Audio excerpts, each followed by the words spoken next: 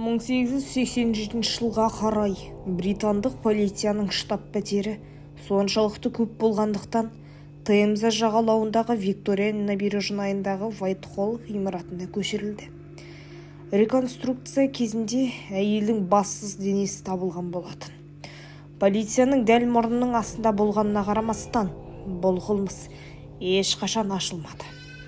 1888 жылдың 11 қыркүйегінде осы ғимараттың бір бөлмесінде адам қолдары табылды. Полиция мұны медициналық университет студенттердің қалжыңы деп есептеді. Бірақ бір айдан кейін сол ғимараттың жертөлесінде басқа дене бөліктері табылды. Жұмысшылардың бірі қыркүйектің 29-дан кейін жертөлеге ешкім кірмегеніне де ант етті. Қазан айында жертөледен матаға оранған әйелдің денесі табылды. Полиция бұрын табылған қолдардың осы әйелге тиесілі екенін анықтады, бірақ оның басы жоқ. Әйелдің кім екенін анықтау мүмкін болмады. Қалада бұл әйелді Джек Поттер шетелдің құрбандардың бірі деп ойлай бастады. Бірақ Скотланд Ярд бұл істің әйгілі маньяктың қылмыстарымен байланысты емес екенін мәлімдеді. Сот медициналық сараптама әйелдің шамамен 24 жаста екенін және ол қоғамдағы жоғары тобына жататынын анықтады.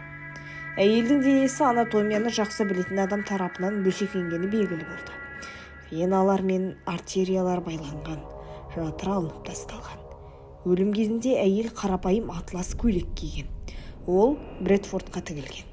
Мата бөліктерінің жанында 24 тамыздағы Эхо немесе белгісіз даталы Хроника газеттерінің кесінділері табылды. Әйелдің денесі табылған кезде ол шамамен 2 ай бұрын өлтірілген болуы мүмкін екені анықталды.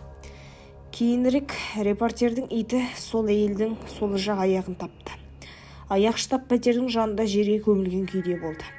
Бірақ әйелдің басы мен екінші аяғы ешқашан табылмады.